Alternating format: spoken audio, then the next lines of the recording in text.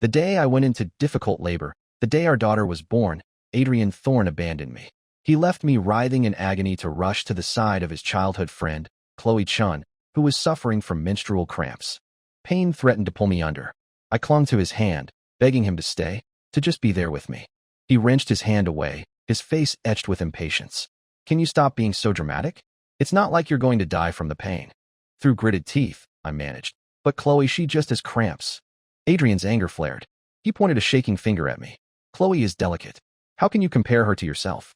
She can't tolerate even the slightest pain. Ignoring my desperate pleas, he pushed open the delivery room door and left. Not long after, Chen updated her social media status. My big brother is the best. He came over specially to take care of me.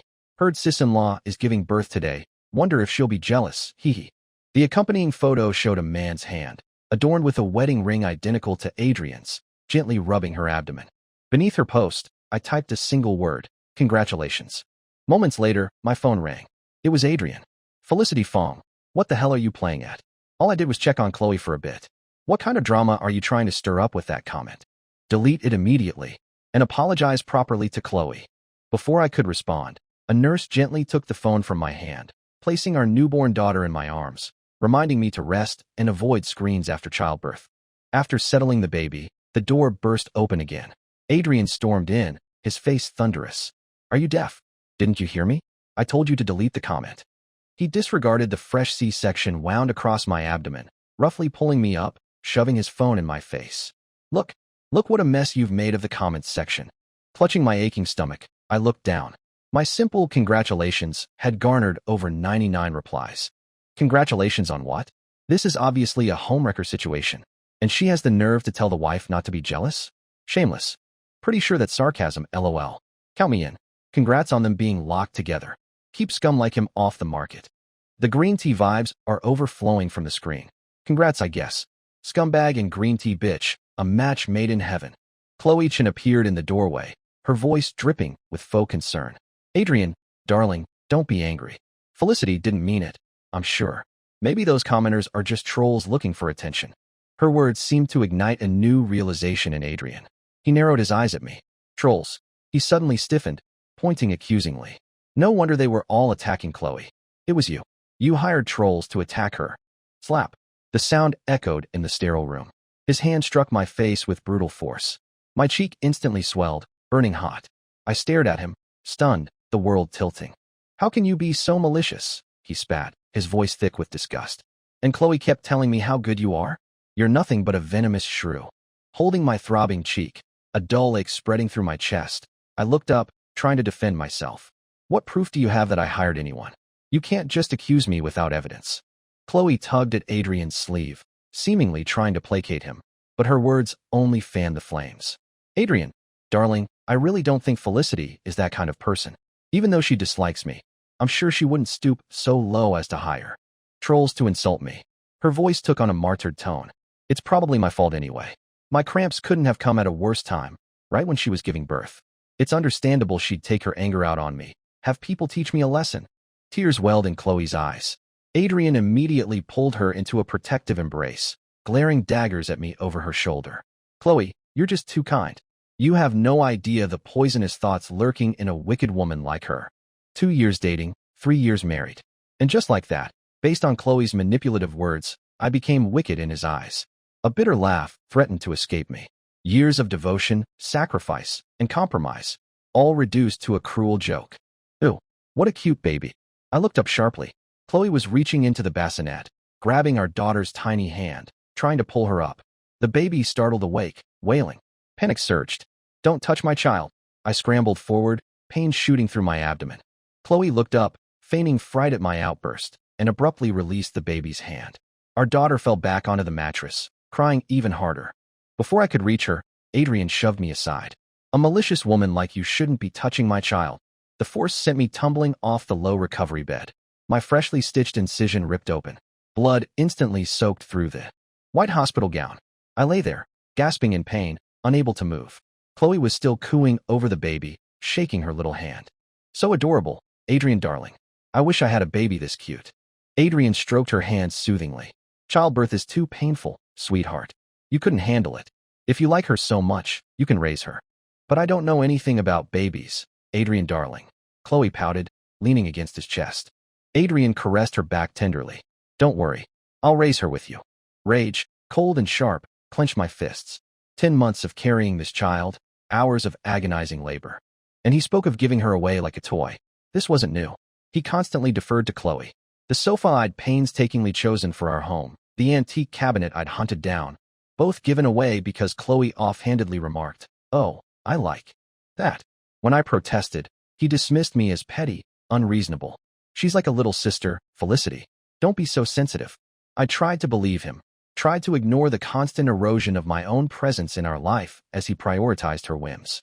But this was my child, not some object to be gifted away. Emotion overwhelmed me. I stumbled to my feet, pushing them both away fiercely. She is my daughter. Adrian instantly shielded Chloe, looking at me as if I were insane. What's gotten into you? I snatched my baby into my arms, holding her close, rocking her gently. Behind me, Chloe's expression shifted. "Ah," she cried out suddenly, pointing dramatically at my feet. Adrian's anger seemed to momentarily subside. He stepped towards me. "Give me the baby. I'll get a nurse to bandage your wound." I didn't trust him for a second. Ignoring the blood steadily soaking my gown, the searing pain in my abdomen, I clutched my daughter tighter. Only when a nurse arrived and gently took the baby from me, placing her safely back in the bassinet, did the strength drain from my body. I collapsed unconscious. When I woke again, it was dark outside. My first instinct was to check the bassinet beside my bed. Relief washed over me. She was there, sleeping peacefully. My stomach gnawed with hunger. I reached for my phone, planning to order takeout. Just then, Adrian walked in, carrying a plastic container. "Got you some food. Eat it while it's hot." He placed the container down and walked over to the bassinet. Perhaps it was the bond of blood, but our daughter gurgled happily at the sight of him. I opened the container. Inside was Sichuan spicy fish, heavily seasoned, intensely flavored. Noticing I hadn't started eating, Adrian walked back over. "Why aren't you eating?" "I can't eat spicy food." His brow furrowed with impatience. He pushed the container closer.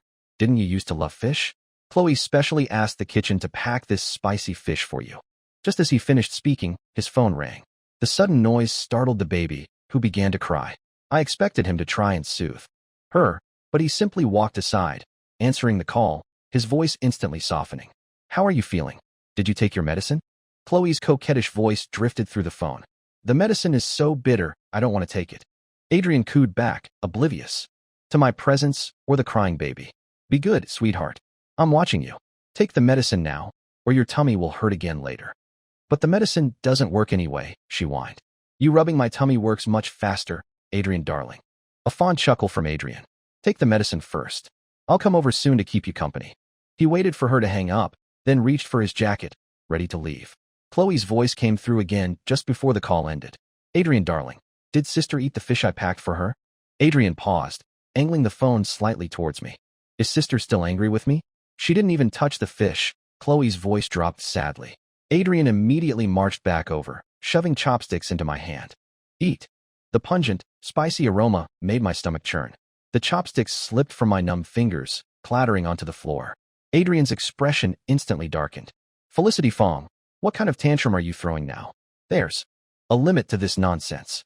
He pointed a finger at me, his voice laced with fury. "Chloe knew you liked fish. She waited in line for half an hour specifically to buy this spicy fish for you. You are unbelievably ungrateful." A cold laugh escaped me. I looked up at him. Do I like fish? I had never liked fish. In fact, I despised it. Adrian looked momentarily confused. "If you don't like fish, why do you cook it all the time?"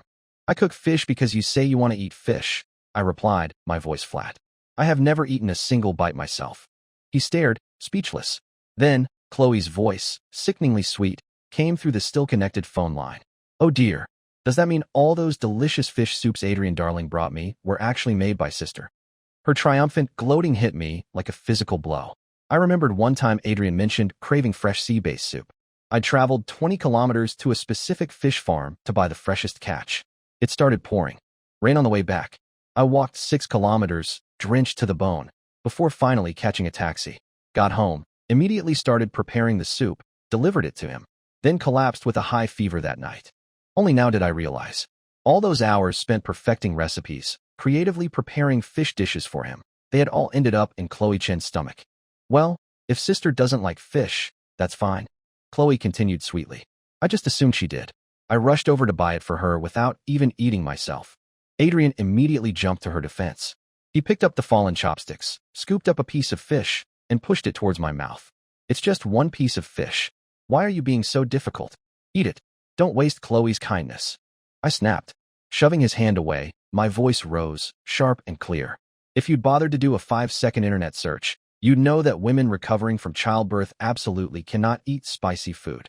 Adrian froze, stunned. Before he could respond, Chloe started crying dramatically through the phone.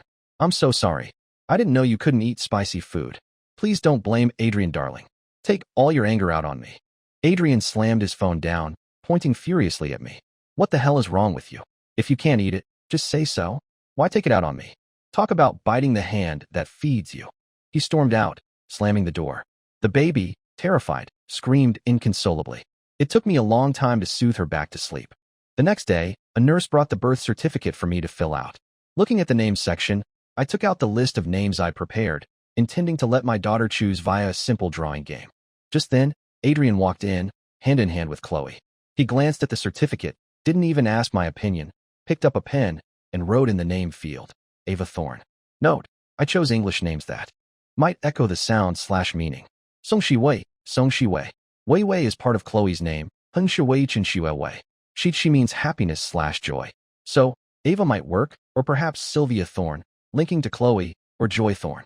What are you doing? I demanded. Filling in our daughter's name. What's the big deal? I stared at the name. Ava Thorne. Something felt deeply wrong. Why that name? Before Adrian could answer, Chloe chimed in, batting her eyelashes innocently. Oh, does sister not like the name? Adrian, darling, and I spent all night thinking of it. She pointed at the certificate, her voice laced with smug satisfaction. The meaning is, we hope Adrian, darling, will love her as much as he loves me. My daughter deserved to be loved by everyone for who she was. What right did Chloe Chen have to insert herself to make my daughter's name a testament to her? I snatched the certificate and ripped it into pieces. In your dreams. I asked the nurse for a new form and wrote down the name my daughter herself had chosen earlier by grabbing a slip of paper. Luna Fong. Fong Shi Yue, Fong Shi Yue. Shi means hope. Yue Yue refers to a legendary pearl, often associated with the moon. Luna fits the moon theme. May my daughter always be filled with hope, shining brightly like the moon. Adrian scoffed dismissively. It's just a name. Why are you making such a fuss? Chloe is going to be her godmother anyway. With your malicious nature, I can't trust you to raise her properly. Godmother. I blinked, certain I'd misheard. Chloe reached out to touch Luna's hand, then looked at me triumphantly. Don't worry, sister. I'll definitely treat her like my own daughter. Make sure she doesn't turn out bad. Adrian stroked Chloe's cheek tenderly. How could she possibly turn out bad with you as her role model? She'll grow up to be just as lovely as my little Chloe. Watching them use my daughter as a prop for their flirtatious banter made me physically ill. I handed the completed birth certificate to the nurse, my voice firm. If you want to raise a child, have one yourself. Stay away from my daughter. Adrian started to retort angrily, then noticed the name on the certificate I'd just handed over. Luna Fong? Why Fong? I never agreed to her taking your surname. My voice was calm. We're divorcing. The child stays with me. Naturally, she takes my surname. Adrian seemed frozen, processing the words. What did you say? Divorce. He stared at me incredulously, as if I'd told the world's biggest joke. Did I hear you right? Felicity Fong, you want to divorce me? He had reason to be shocked. Everyone knew how much I loved Adrian Thorne. Loved him enough to risk my life for him. I'd had a crush on him since university. During a field trip, our bus crashed. To save him from being crushed by falling debris, I'd thrown myself over him, sustaining 2 broken ribs in the process. Trapped beneath the wreckage, bleeding heavily, fading in and out of consciousness, I used my last ounce of strength to insist the rescuers pull him out first. After marriage, I devoted myself to being the perfect wife, anticipating his every need, endlessly accommodating, completely subservient. Friends and family envied him for finding such a good wife. Adrian never acknowledged their comments. I excused it as shyness, continuing to bend over backwards for him. Then his little sister, Chloe Chen, reappeared. Only then did I witness the gentle, doting side of Adrian I'd never experienced. He'd drive across town just to bring her a cup of warm brown sugar water when she had cramps. He braved thunderstorms to sit with her because she was scared. He never remembered that I also suffered from cramps, that I was also terrified of thunder. His tenderness, his attentiveness, They were reserved for one specific person. I was never the exception. The memory of past hurts stabbed at my heart. You heard me right, Adrian. Let's get a divorce. He sneered. You must have pregnancy brain. If you divorce me, who would want you? A divorced, unemployed, second-hand woman. That's not your concern anymore. I handed him the divorce papers I'd already signed. He glanced at them, surprised I had them ready so quickly. Fine. Divorce. You think I care? He grabbed a pen, poised to sign. Suddenly, Chloe stopped him. Adrian, darling, if you divorce, what about little Ava? Adrian looked down at the agreement, specifically the custody section, then threw the pen down. Fine, divorce. But the child stays with me. I threw the papers back in his face. Impossible. Forget about it. A malicious woman like you will probably raise her to be just as wicked. Chloe was seriously injured saving my life back then. Childbirth is too painful for her. It's an honor for our daughter to be raised by her. Don't be so ungrateful. Adrian, darling, don't be angry. Chloe interjected smoothly. The accident. I saved you willingly. I don't expect anything in return. Please don't let this hurt your relationship with sister. Chloe, you're too understanding. Adrian sighed, turning back to glare at me. That bus crash. If you hadn't shielded me, I would have been crushed by those rocks. He shook his head dismissively. If you were even half as understanding as Chloe, we wouldn't be at this point. A cold laugh escaped me. Adrian Thorne, you are truly blind. The person who saved you back then wasn't Chloe Chen. What did you say? He stared, clearly doubting my words, caught off guard by my fierce rebuttal. It took him a few seconds to even remember I had also been on that bus. Sister, Chloe piped up, adopting a wounded expression, looking pitifully at Adrian. You're not going to say you were the one who saved. Adrian, darling, are you? It wasn't enough for you to steal him from me. Now you want to steal the fact that I saved his life too? Her words instantly ignited Adrian's fury. I really underestimated you, Felicity Fong. You play these games masterfully. He looked utterly disgusted. I don't want to spend another minute with you. Fine, divorce. But I'm taking the child. He pushed past me, reaching for Luna in the bassinet. A venomous woman like you doesn't deserve to raise my child. I stumbled, falling against the doorframe, grabbing onto his arm desperately. Put my child down. Let her go. Sister, Chloe said softly, trying to pry my fingers away. If you really care about the baby, you shouldn't be struggling like this. Don't you see you're upsetting her? Adrian didn't seem to care that our struggle was making Luna scream hysterically. I knew I had to let go to stop her crying, but if I did, he would take her. A crowd was gathering in the hallway. No one offered to help. Panic rising, I yelled. Someone's trying to take my baby. Call the police. Finally, someone pulled out their phone. Adrian kicked out violently, striking my already injured abdomen. Do you have to drag this to the police station? Make a public spectacle? I crumpled against the wall, clutching my stomach. The accumulated pain and stress threatened to shatter me. Please, I begged, tears streaming down my face. Let me keep Luna. You can have the house, the assets, everything. Just give me my daughter. Chloe deliberately pried my fingers off Adrian's arm, one by one. Don't worry, sister. I'll take care of your child like she's my own. I'm too afraid of the pain. I'll probably never have children myself. I shook my head frantically. Luna was crying so hard she could barely breathe. I couldn't bear her distress. My grip loosened. Adrian snatched the baby and turned towards the stairs. Thankfully, the police arrived swiftly, blocking his path. After giving statements at the station, I found Adrian's mother waiting for me outside. Seeing me, she rushed over, her face etched with shame. Felicity, our family has wronged you terribly. It's my fault I didn't raise that ungrateful son properly. She started to say more, then saw Adrian emerge. She marched up to him and slapped him hard across the face. How could I have raised such a heartless, blind fool? Exhausted, I simply took Luna and went back to my parents' house to recover. Adrian refused to agree to the divorce terms, especially regarding custody. I had no choice but to file a lawsuit. No matter what, I would fight for my daughter. After the traditional month of postpartum confinement at my parents', I knew I needed to find work. My savings wouldn't last forever. Luna and I needed financial security. I started applying for jobs online. Almost immediately, I received a call from the HR department of a company specializing in live streaming sales of baby products. Dressed professionally, I headed out for the interview. As I stepped outside, I ran straight into Adrian. Dressed like that? Where are you sneaking off to? He sneered. No wonder you were so eager to divorce me. Found your next meal ticket already. Don't talk nonsense. I snapped, surprising myself by slapping him hard across the face, payback for his violence in the hospital. Adrian stared, stunned. He clearly hadn't expected me to retaliate. After all, I had always been utterly compliant, never uttering a word of protest. let alone raising a hand to him. Felicity Fong. There's a limit to playing hard to get. Do you really think I won't divorce you now? I looked at him, a strange urge to laugh bubbling up. You don't actually think I'm playing, do you? That this divorce isn't real? He averted his gaze, but I saw the certainty in his profile. Isn't it? You love me so much. You'd never really leave me. A sharp, familiar pain pierced my heart. So he knew. He always knew how much I loved him. And he used that love, weaponized it, stabbing me repeatedly, assuming I couldn't feel the pain. I did love you, Adrian, I said quietly. But I'm not a masochist. I pushed past him and got into the waiting taxi. In the rearview mirror, I saw him standing there for a long time before finally turning away. The interview at the live streaming company took an unexpected turn. The CEO turned out to be my high school class president, Chen. I remember you don't like coffee, he said, placing a cup of fragrant tea in front of me before sitting down opposite me, casually reviewing my resume. Thank you, I murmured, nervously awaiting his verdict. He simply smiled. HR told me about your situation. I think you'd be a great fit for this role. If you're interested, the job is yours. Oh, I blinked, surprised. The salary offered was excellent.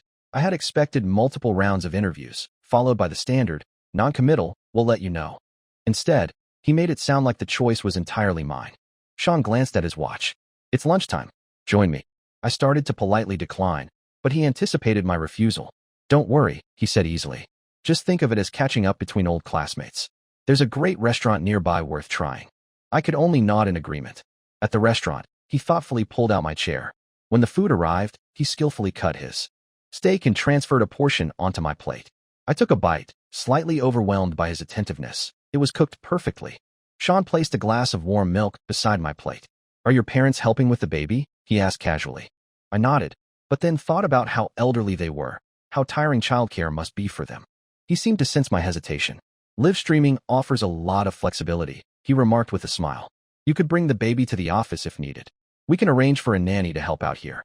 He pushed another piece of steak onto my plate, his expression thoughtful, slightly unreadable. I've been learning a bit about childcare recently myself. I could even help out sometimes, if you need. My knife and fork nearly slipped from my grasp. I stared at him, astonished. He seemed oblivious to how forward his offer sounded, smoothly transitioning the conversation back to reminiscing about high school. Talking with Chen was effortless. He kept the conversation flowing naturally, making me feel comfortable and engaged. After years as a stay-at-home wife with a dwindling social circle, it was rare to find someone I could chat with so easily.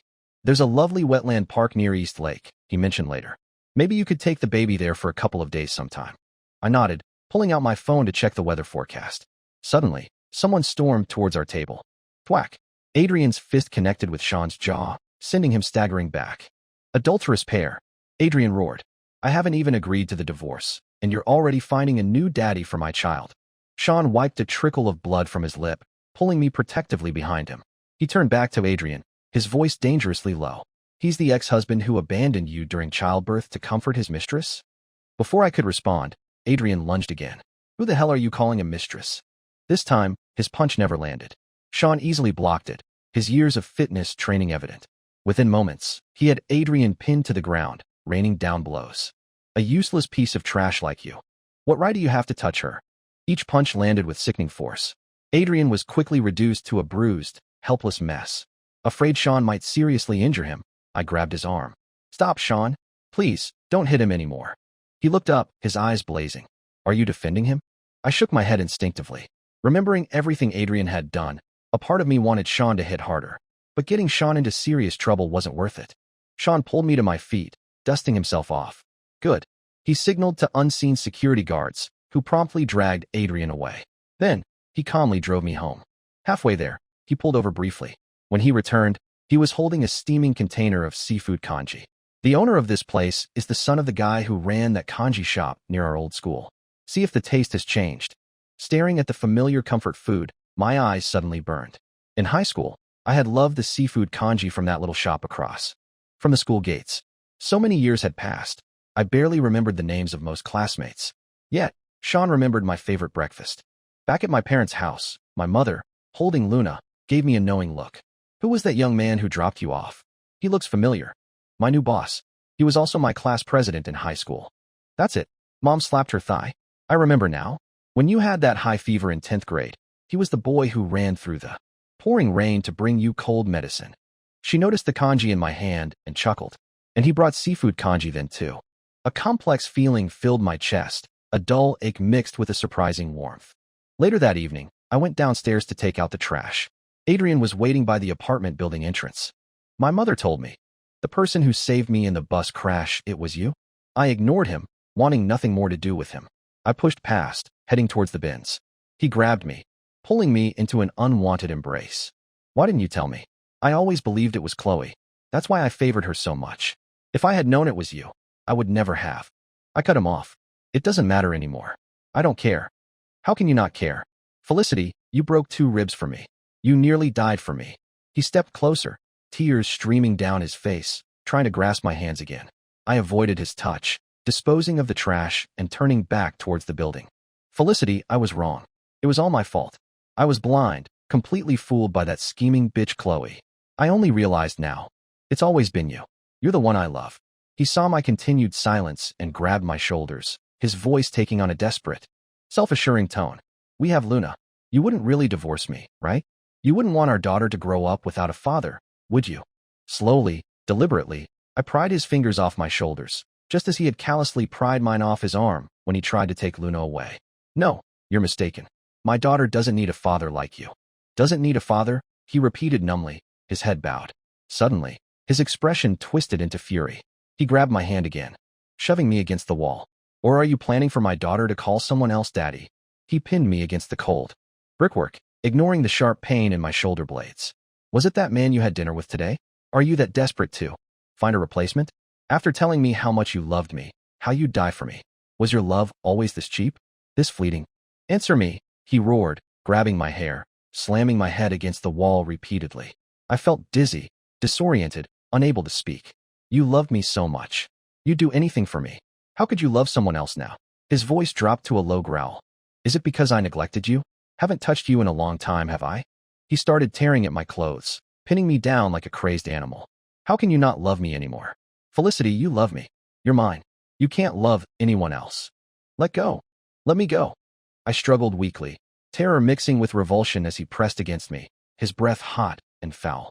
The disparity in strength was overwhelming. I couldn't fight him off. Suddenly, headlights swept across us.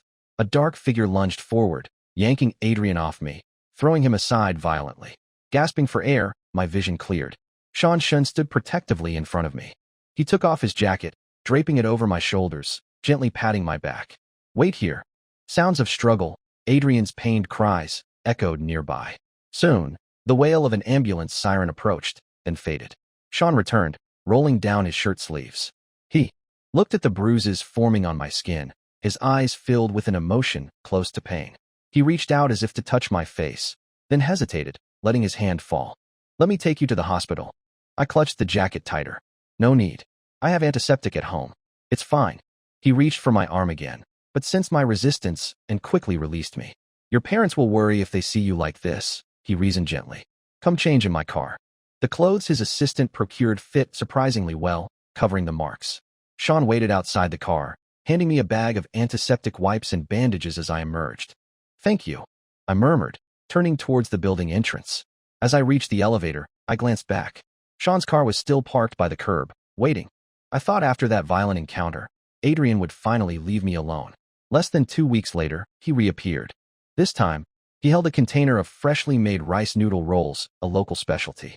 He approached me with an eager, almost subservient expression, reaching to take my bag. "Extra shrimp. Just how you like it. Eat it while it's hot."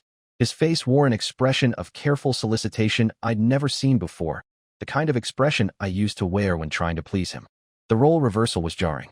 If this had happened before the divorce, before everything shattered, I might have felt a flicker of hope, a sense that perhaps the stone could finally be warmed.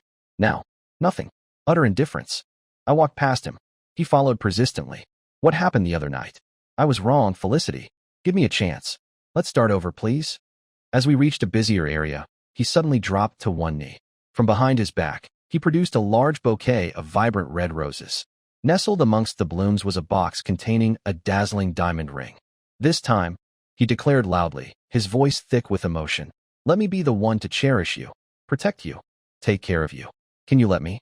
Looking at his dramatic proposal, I remembered vividly the time before our wedding when I dragged him to look at rings. His bored indifference. What's the big deal about rings? Doesn't matter what you wear, he'd grumbled, finally picking out the cheapest, plainest silver band available. I had treasured that simple ring like a priceless artifact. This ring, clearly expensive and carefully chosen, held no appeal now. A crowd quickly gathered, phones out, recording the seemingly romantic scene. Say yes, someone shouted. Adrian pushed the flowers into my arms, took out the ring, and reached for my hand with a look of profound tenderness. Felicity, give me a chance. Let me love you again, properly this time. Please. I pulled my hand back. The ring fell to the pavement with a soft clink. I met his gaze squarely, my voice low but firm. I gave you chances, Adrian. You threw them away. He scrambled up, grabbing my arm again, bewildered, unable to comprehend my rejection. People make mistakes, don't they? You can't just refuse to give me another chance because I didn't realize my mistakes sooner. Before I could reply, Chen appeared, forcefully pulling Adrian's hand off me. He stepped between us, his voice laced with contempt. Give you a chance? Who the hell do you think you are? Do you deserve one? Adrian rounded on him. Is it because you love him now? That's why you won't give me a chance. I don't believe you could fall out of love with me and into love with someone else so quickly. I stopped Chen before he could retort, stepping forward myself. My reasons have nothing to do with him. It's about you. I won't give you another chance. Because I will never love you again. Listen carefully, Adrian Thorne. I could fall in love with anyone else in this world, but never, ever again with you. Loving Adrian Thorne had been an exercise in heartbreak. For a long time, I thought I'd grown numb. But each new betrayal, each fresh wound, still managed to inflict suffocating pain. Chen gently took my hand, leading me towards his car where Luna waited, grinning and showing off her dimples. He pressed a warm, soft bun into my other hand. It's over in hours drive. Eat something first. Then he produced a prepared bottle of milk formula, carefully buckling Luna into her car seat. Our little moonbeam can't go hungry either. Watching him effortlessly charm Luna into fits of giggles, I couldn't help but smile myself. You're like some kind of omnicompetent butler, I teased. Chen pinched Luna's cheek playfully, then looked back at me, his eyes crinkling with amusement. I'll be the butler. You be the boss of me. 4 years later, Chen and I were dropping Luna off for her first day of kindergarten. On the way back, we passed the old seafood kanji shop. Chen parked and went inside to buy breakfast while I waited in the car. Suddenly, angry voices erupted nearby. Even if you don't care about me, you can't abandon our child, a woman shrieked. Chloe Chen. You ruined my life. Cost me my job, my wife, my daughter. And you dare ask me to care about your kid? I didn't even father him. Adrian Thorne's voice, harsh and bitter. Adrian, darling, even if he wasn't the one who saved you back then, think of everything I went through to have our son. Can't you just? Which woman doesn't feel pain giving birth? Did I force you to have him? Did I force you to crawl into my bed? Have you no shame? Adrian yanked open his car door. A small boy ran up, grabbing his trouser leg. Daddy, please don't fight with mommy. Don't touch me. Adrian snarled, shoving the child away. Looking at you two sluts makes me sick. Xavier. Chloe scooped up the crying boy, then lunged at Adrian, hitting him. He's still our son, no matter what. How can you be so cruel? If it wasn't for you, would my family be broken? Would I have lost everything? You call me cruel? You poisonous bitch belong in hell. If you ever bring your bastard child near me again, I swear I'll kill you both. Adrian shoved her aside, jumped into his car, and sped off. Just as he was about to drive away, Chloe threw herself and the child in front of the car. If you leave today, you'll have to drive over our dead bodies. Adrian leaped out, furious, kicking her violently. Damn you, bitch. Don't push your luck. The boy fell, hitting his head, blood blooming on his small face. Someone in the gathering crowd called the police. Chen returned, placing the steaming kanji in my lap. He also handed me a cup of hot soy milk. It's cold out. Warm your hands. The car heater was on. I wasn't cold. His hands, however, felt icy. I tried to press the warm cup into his hands, but he pulled away. My hands are cold. Don't want to chill yours. Sunlight streamed through the window. I reached out, took his cold hand firmly in mine, leaned over, and pressed a soft kiss against his knuckles. Warmer now,